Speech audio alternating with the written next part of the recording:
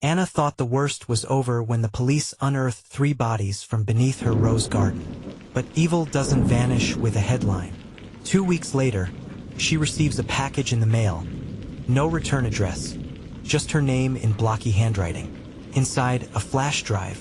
What she sees on the screen doesn't just shatter her heart.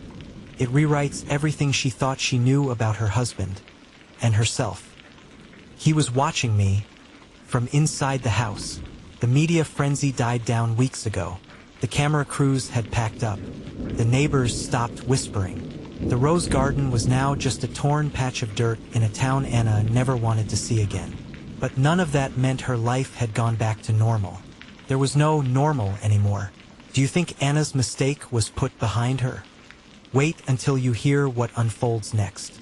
Don't forget to like, share, and subscribe for more stories as you continue watching. Anna Mitchell, once a quiet librarian who married a man she barely knew, now found herself a woman without a home, a job, or a sense of self. The story the world saw was cleanly wrapped in headlines: serial killer husband, backyard bodies, Vegas marriage nightmare. But no headline captured the ache that lived in Anna's chest, the guilt that buzzed in her ears every time someone said she was a victim. She didn't feel like one. She felt like an accomplice to a life she never agreed to.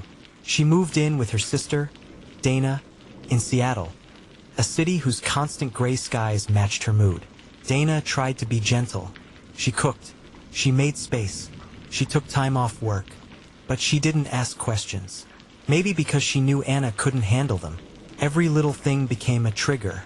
The smell of roses, the soft hum of a garage door, the clink of tools in a toolbox, the sound of Ethan's, no Keller's, voice in her memory, whispering things she now replayed in 1,000 cruel ways.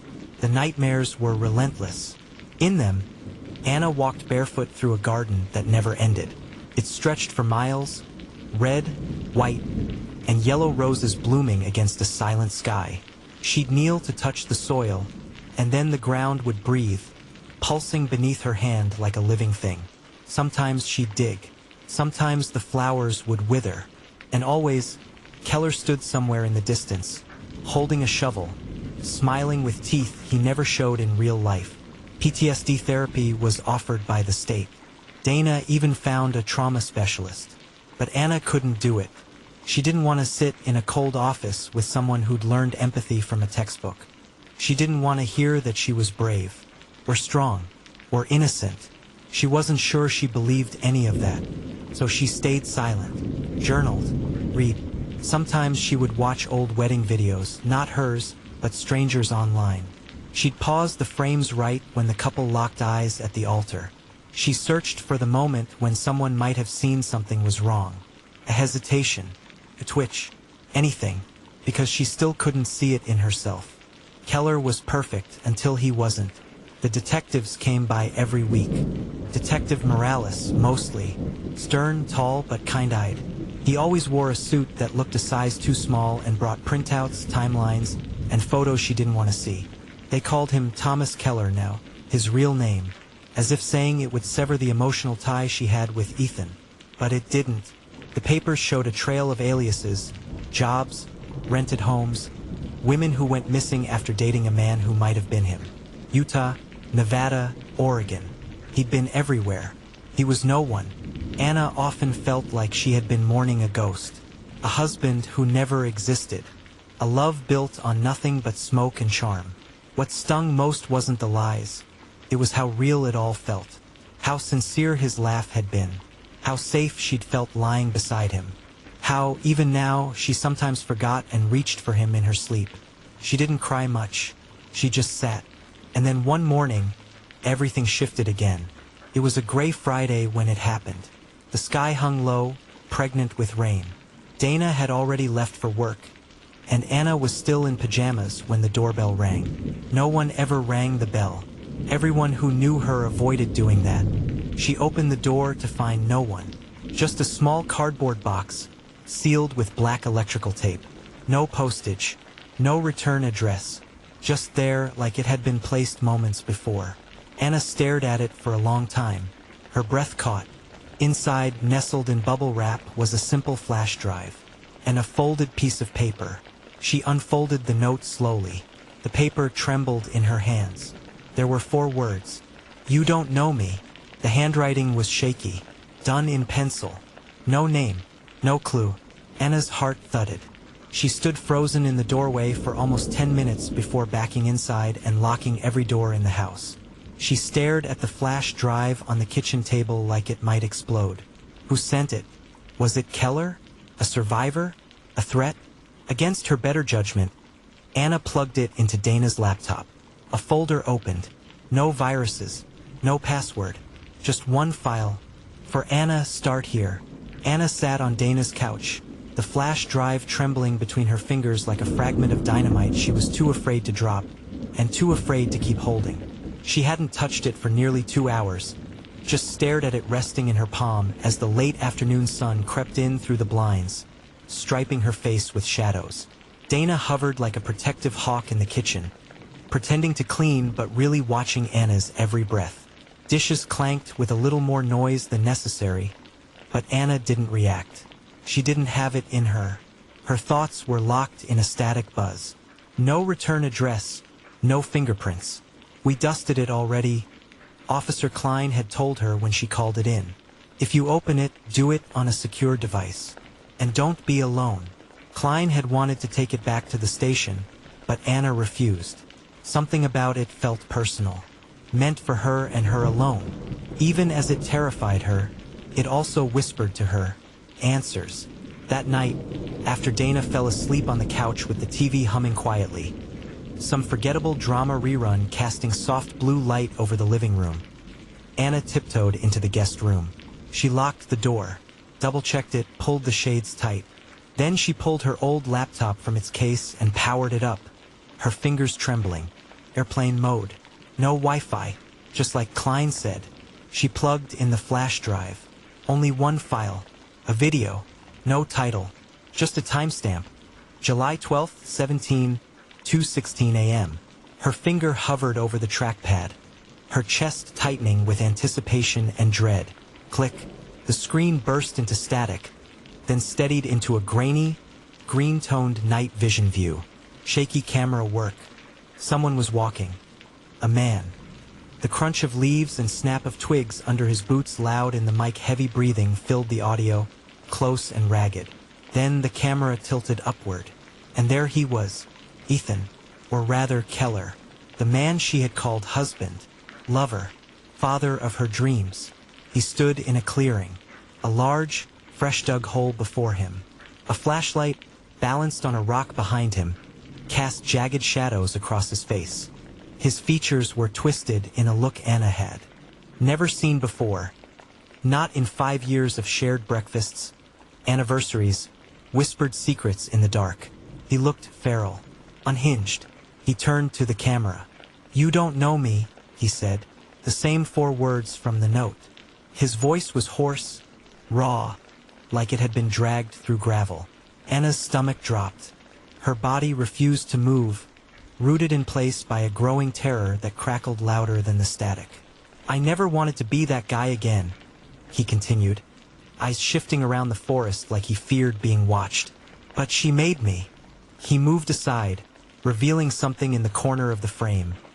A body, it seemed, wrapped in a faded floral sheet. It moved. Anna's breath caught. A muffled cry, then frantic wriggling. The sheet twisted, arms straining beneath the fabric. "She lied," Keller said, now digging frantically. "She said she wouldn't talk, but I saw her car. I saw the plate." The panic in his voice wasn't fear. It was fury, rage. The woman in the sheet began to thrash. Keller dropped the camera. It hit the ground sideways, capturing only flashes of movement, the beam of the flashlight trembling. A scream, then black. The video cut out. Anna sat frozen, her face soaked with tears she hadn't realized were falling. Her hands were numb. Her heart pounded so violently she thought it might bruise her ribs. This wasn't just a nightmare. This was real. He had done it, and he had filmed it. But the most chilling question echoed in her head. Who had filmed him? And why send it to her? She reached for the flash drive with trembling hands and yanked it from the port like it was venom. For a moment, she simply held it, unsure whether to throw it across the room or crush it in her hand. Instead, she padded up the narrow attic stairs in Dana's hallway, found a box of winter sweaters in a dusty corner, and buried the drive at the bottom beneath layers of wool and mothballs. It wasn't enough. Nothing would ever be enough. Back in her bed, she curled into herself like a frightened child. She remembered the soft cadence of his fake morning voice, the way he used to kiss her temple, the absurd joy of dance parties in the kitchen. All lies, all rehearsed. She had slept beside a stranger, and she loved him. That night, Anna did something she hadn't done in weeks. Not when the police arrived. Not even when they unearthed bones from her flower bed. She wept, not for the man she thought she knew, but for the woman she no longer recognized in the mirror. She cried herself to sleep, and the flash drive lay silent upstairs, waiting for someone else to find it. Anna gave the flash drive to the FBI the next morning. She didn't sleep. She didn't eat. She just stood in Dana's hallway as the agents packed up her laptop, gently collected the note, the drive, and a recording of her tearful explanation. "You did the right thing," Special Agent Keene said, her voice steady but sympathetic. "This changes everything." The video exploded the case wide open. Keller wasn't acting alone. There was someone behind that camera, someone complicit, someone who had seen it all and said nothing. Possibly the same person who had filmed it, edited it, and sent it to Anna. The theory emerged quickly. Keller had an accomplice, tech-savvy, strategic, a ghost who walked the same corridors, but left no footprints. That single clip changed Keller from lone psychopath to the visible half of a larger nightmare. They combed every lead with fresh urgency. Old property records, anonymous utility accounts, Craigslist rentals. They re-examined Keller's childhood, foster homes, military records, fake businesses tied to old aliases. In the garage back in Las Vegas, a furnace was found clogged with the melted remains of multiple laptops and hard drives. Digital graveyard. He was erasing himself, Agent Keene muttered. But someone didn't let him succeed. Anna's identity was now classified as sensitive. Relocated under temporary protective status, she was moved to a quiet residential unit in Sacramento, then Portland, then Boise. She lived like a shadow, closed curtains, burner phones, no social media. But it didn't matter. The ghosts followed. Wherever she went, the roses came. Seattle, taped to the underside of her windshield. Portland, tucked under her apartment door. Boise, one was placed beside her pillow. Inside the house, no broken locks, no signs of entry. Every time, a handwritten note. Still watching. Dana started sleeping with a bat beside her bed. Anna no longer answered the door. The agents put up cameras, motion sensors, nothing, like someone knew exactly where the blind spots were. "This isn't Keller. He's dead," Anna whispered once in a meeting. Agent Keene looked grim. "Or someone wants you to believe that." In early September, they traced the drive's casing to a custom electronics supplier in New Mexico. Only 5 units sold in that batch. 2 were shipped to a hardware shop that had since shut down. Another was mailed to a P.O. box registered to a John T. Blake. The name didn't ring any bells, but the P.O. box was in Pahrump, Nevada, 30 miles from Keller's old cabin. Agent Keene asked Anna to review a list of names again. Old tenants from the rental property, neighbors, distant cousins Keller had never mentioned. Anna went numb halfway through the list. "Blaine Tyler. He was our next-door neighbor," she whispered. "Quiet, young, always wore headphones, never said much. I think he delivered pizza for a while. He had lived 2 walls away. He had shared a fence with her children." FBI traced him to a downtown Las Vegas apartment. The building had been abandoned after a gas leak. They found a mattress on the floor, wires, a wall of corkboard photos and maps. No fingerprints, just a single piece of evidence left behind. A rose, dried and pressed, pinned beside a photograph of Anna on her wedding day. Keller's face was crossed out in red ink. Anna tried therapy again. It didn't stick. Nothing stuck anymore. Her days became long stretches of silence, interrupted only by the sounds of tires crunching gravel or Dana calling to check in. She stopped watching the news, stopped reading emails from Keller's family. Most of them were filled with apologies, confusion, and veiled denial. One message stood out. A woman named Laurel, claiming to be Keller's cousin, wrote, "You are not the only woman who married him. I thought I was." Anna forwarded it to Agent Keene. 3 days later, the agent showed up at her door with a folder. Contained photos. Women, 7 of them. All had married Keller under different names across 15 years. All had vanished or divorced within months. All had left behind some trace of fear. A diary entry. A police report that went nowhere. A voicemail filled with static and muffled crying. One had disappeared entirely. That woman was never reported missing. Her name was Claire Hellman. The last photo of her was dated August 3, 2017. 5 days before the timestamp on the flash drive. That night, Anna dreamed of her backyard. She was standing at the edge of the flower bed. The roses were wilting. A shovel was sticking out of the ground. Her children were laughing somewhere in the distance. She knelt and began to dig. But it wasn't earth she unearthed. It was a face. Her own. Anna woke up screaming. Dana ran in with a baseball bat. What happened? Anna couldn't speak, just pointed toward the window. Outside on the sill, a rose, wrapped around its stem. Another note. You found one secret. How many more are left? It wasn't over. It had never really begun. And for the first time since the backyard was unearthed, Anna felt something different than fear. She felt angry. Someone wanted to break her. Someone wanted her to stop looking. So now she would dig, deeper than ever, until everything came out. The morning was gray when Anna got the call. She was in a coffee shop in Eugene, Oregon, her latest attempt at starting over, when her phone buzzed. She recognized the number. Detective Marla Hastings. Quiet, stern, and the only one Anna trusted anymore. "Anna," Marla said without preamble, "we found something. You should hear it from me first." Anna's hand tightened around the cup. "Where?" "Your old property, beneath the rose garden. We ran a fresh ground-penetrating scan just to be sure. There was an anomaly. Not organic, not bone. Something else." Anna's mouth went dry. The roses had been her sanctuary once. Her quiet joy. She never imagined something darker could lie beneath them. "What was it?" she whispered. Marla hesitated. "You'll want to sit down." That afternoon, Anna stood at the edge of her former backyard. The property had been taped off again, now crawling with agents, techs, even a forensic anthropologist. The rose bushes were gone, ripped out, their petals trampled into the soil like the past never mattered. One of the techs nodded to Marla. They had just cracked open the steel compartment hidden beneath the roots. A long, rectangular hatch, reinforced and sealed like it had been prepared for years. Inside were journals, dozens of them, neatly stacked in vacuum-sealed bags, some worn at the edges, others pristine. Anna recognized the handwriting instantly.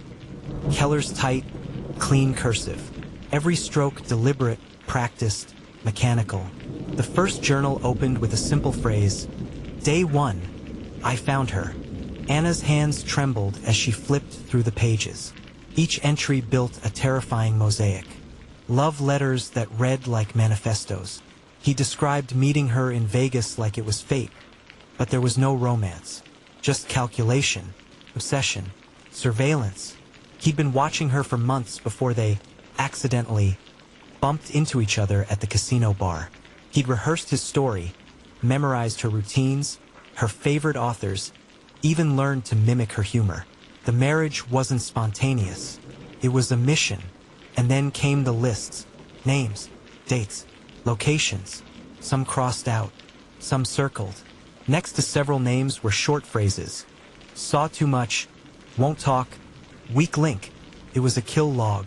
Anna backed away, bile rising in her throat. She turned to leave, but a young agent stopped her. "There's something else," he said, holding a separate notebook. It wasn't Keller's handwriting. This was looser, unrefined, more erratic, but it wasn't a diary. It was a dossier. On her, every page was about Anna, her childhood home in Tulsa, the name of her third-grade teacher, the dress she wore to senior prom, her college essays, what she ordered on Tuesday nights from the Thai place 2 blocks from her old apartment. Anna's pulse roared in her ears. This person hadn't just studied her. They had been watching her for years. Before Keller, during Keller, and even after his arrest and death. Then she saw the phrase, "She chose wrong," written 27 times. Same words, same pressure, same pen, on different pages. The implication was clear. Whoever had written this, they knew her intimately, and they believed Keller wasn't the real monster. Anna turned to Marla, her face pale. "You told me there were 2 suspects." Marla nodded gravely. "We think this proves it." That night, Anna sat alone in a hotel room provided by the Bureau. The images haunted her. Keller in that video, the struggling woman, the sickening calm in his voice, the journals, the note that had started it all. "You don't know me," but now she was beginning to, or worse, maybe she knew him all along. She turned the notebook over again in her hands. The pages buzzed with rage, jealousy, twisted longing, and something else, fear. In between the manic passages were warning signs. The writer didn't just loathe Keller, they feared him, respected him. There were passages that read more like prayers than threats. "He promised she'd be mine. I waited, I obeyed, but she never saw me. He broke the pact." Anna closed the notebook. This wasn't over. Not even close. Keller might have been the blade, but someone else had been the hand. She stared out the window into the parking lot below. Her breath fogged the glass. A single rose sat on the hood of her rental car. A yellow one this time, and beneath it another note. 3 words. "He lied too." While reviewing the recovered notebooks, the FBI discovered something chilling. Recurring mentions of a Mark. "Mark is still angry. Mark won't let go. Mark thinks I ruined her." They traced the name. It led to Mark Rivers, a name Anna had long buried. Her half-brother, from her mother's first marriage. He'd vanished when Anna was 12 after a violent incident no one in the family ever spoke of. Mark had been institutionalized, released in 2003, and disappeared. Until now. The FBI had been combing through the cache of Keller's journals for weeks. Dozens were coded, others rambling streams of obsession and confession.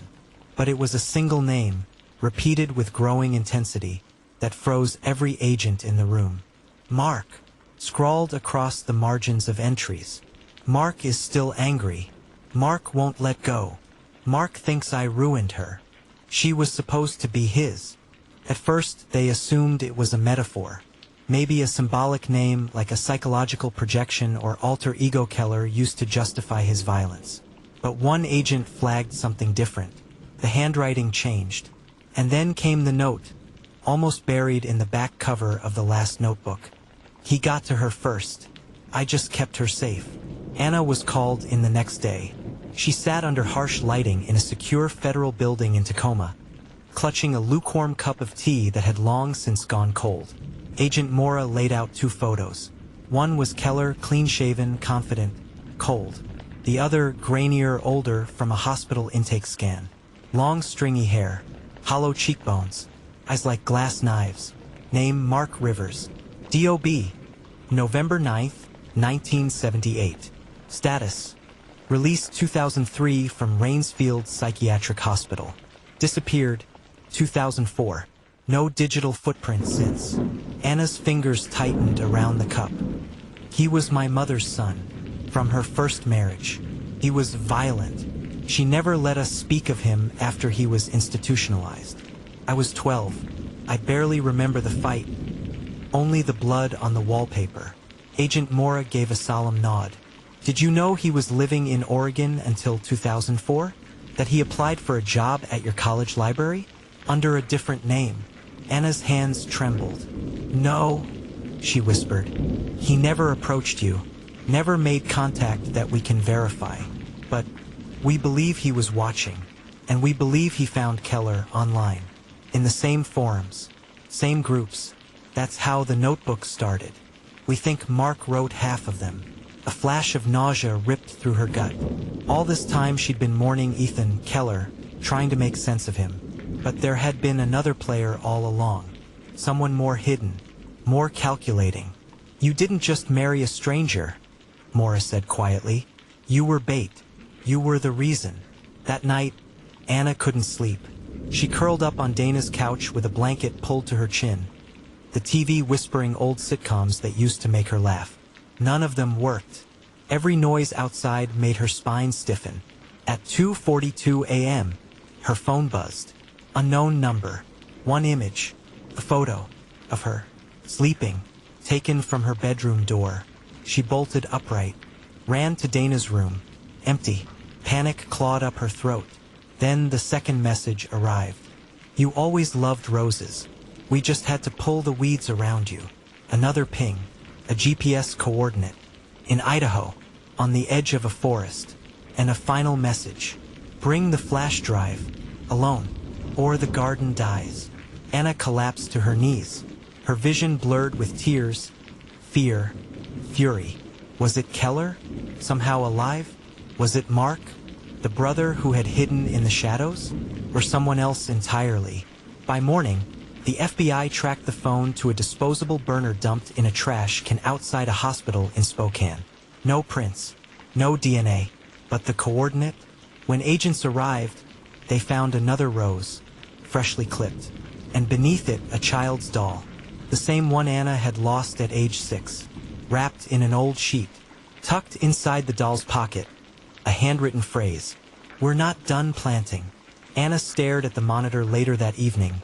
The agents whispering behind her. Theories swirling like vultures. Side by side on the screen, Keller. Mark. Same height. Same jawline. Same pale blue eyes.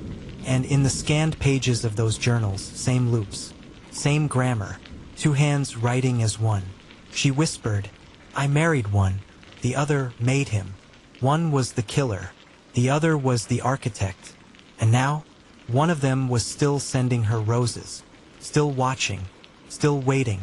Who do you think orchestrated the entire deception? Keller, Mark, or someone worse? Could Anna have been part of this without realizing? What's waiting for her at the coordinates? Another grave or another survivor? To be continued. Comment below. Do you think Mark groomed Keller into becoming a killer? Like and subscribe so you don't miss part 3, where Anna must face the truth behind her past and what's still growing in her garden.